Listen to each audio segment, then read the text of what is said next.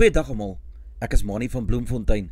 Dis vandag Sondag, die 16de Maart 2025.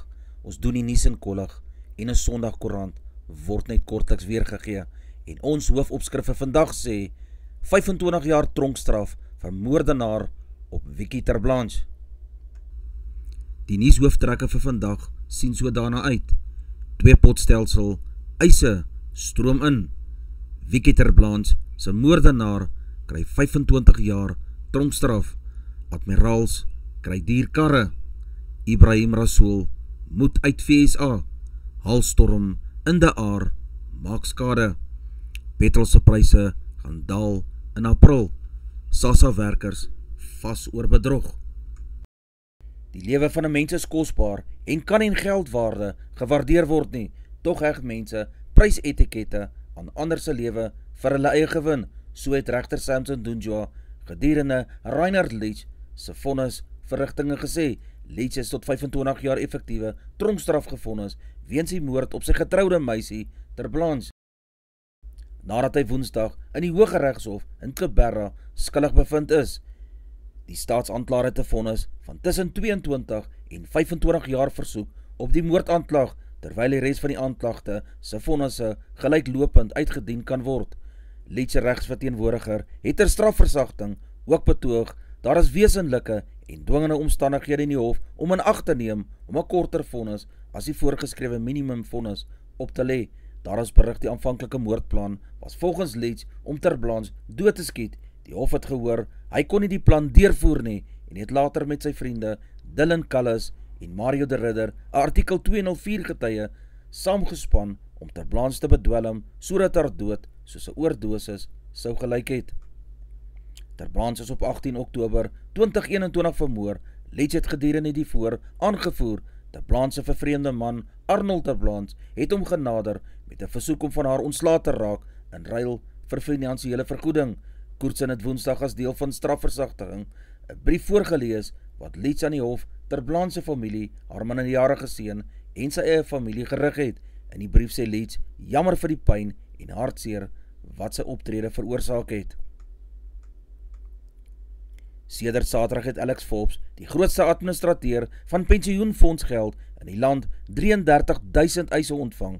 In die nuwe bedeling wat verlede jaar in werking getree het, word maandelikse bydraes tot aftreefondse in 2 potte verdeel. Die gemiddelde bedrag is rondom R10.000 wat uitbetaal is.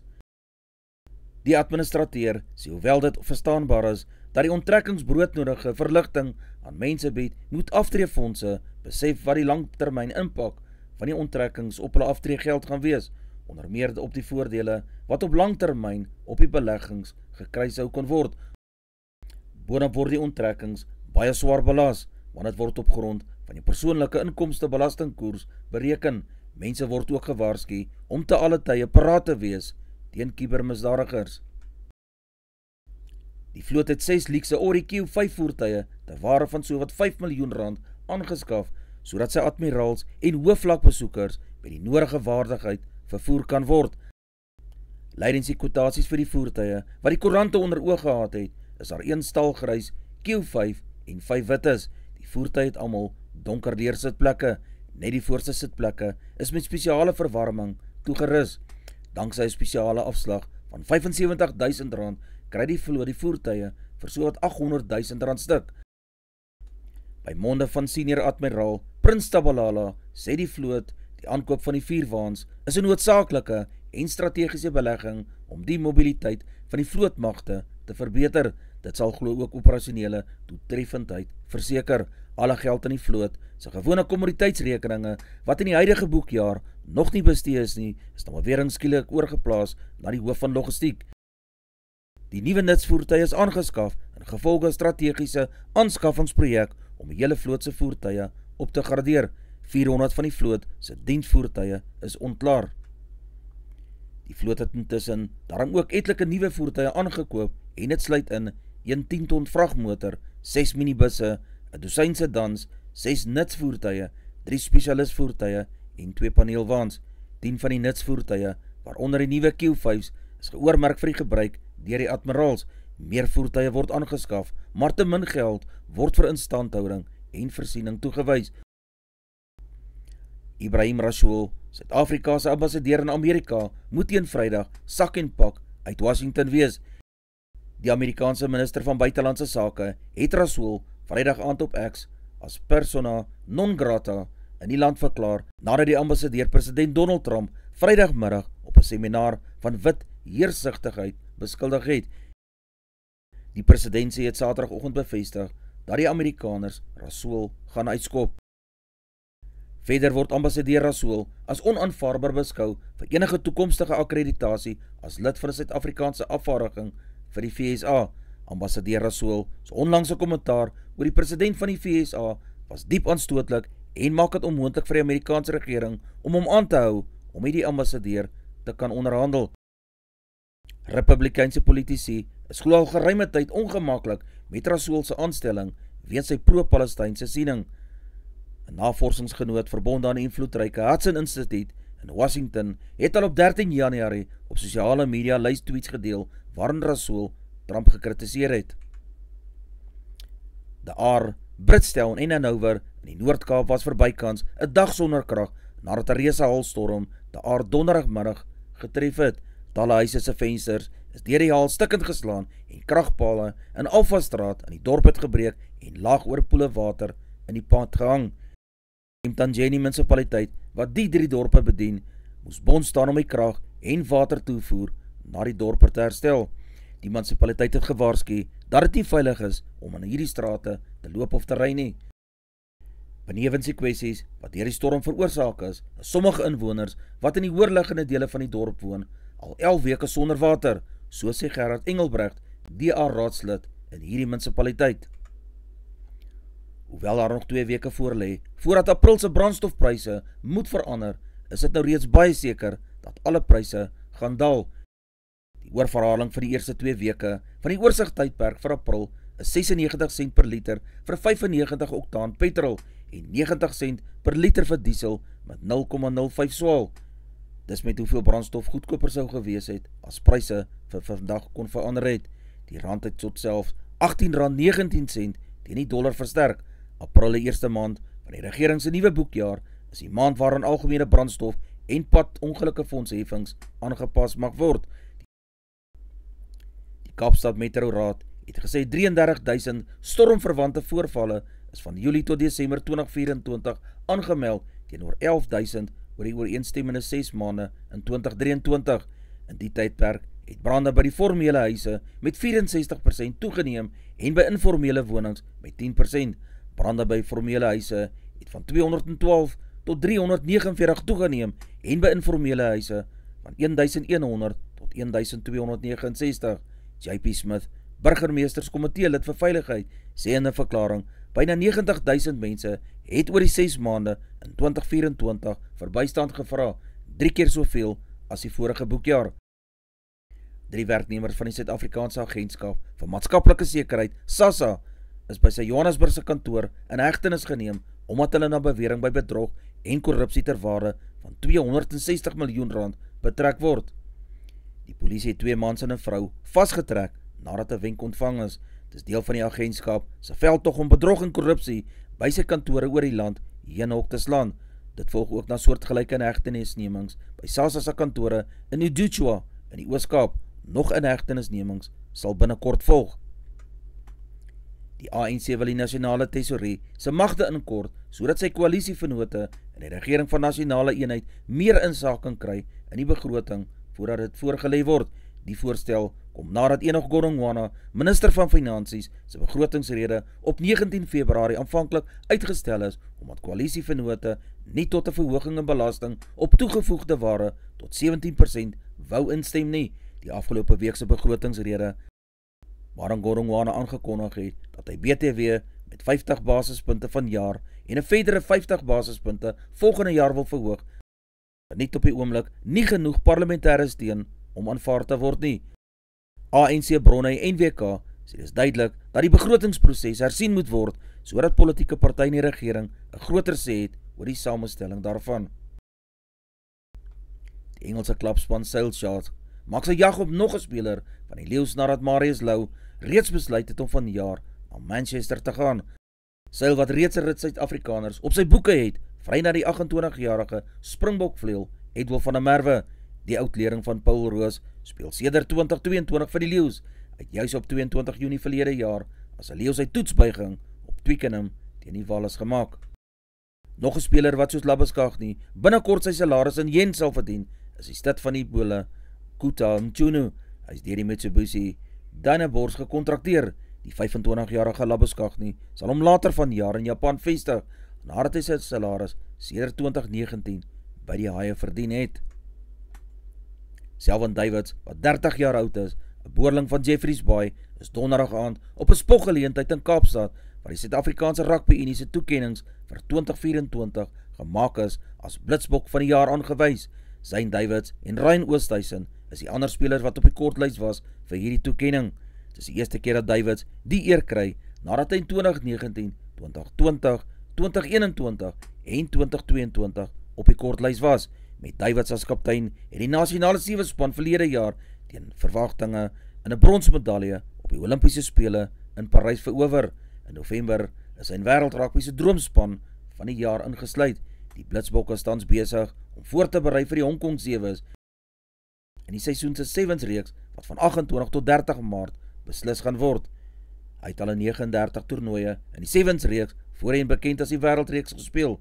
David sê een van die bokke se mikpunte vir hierdie seisoen is om bestendig te wees en om te poog om in elke toernooi minstens die halfeindronde te haal, en sover slag hulle daarin.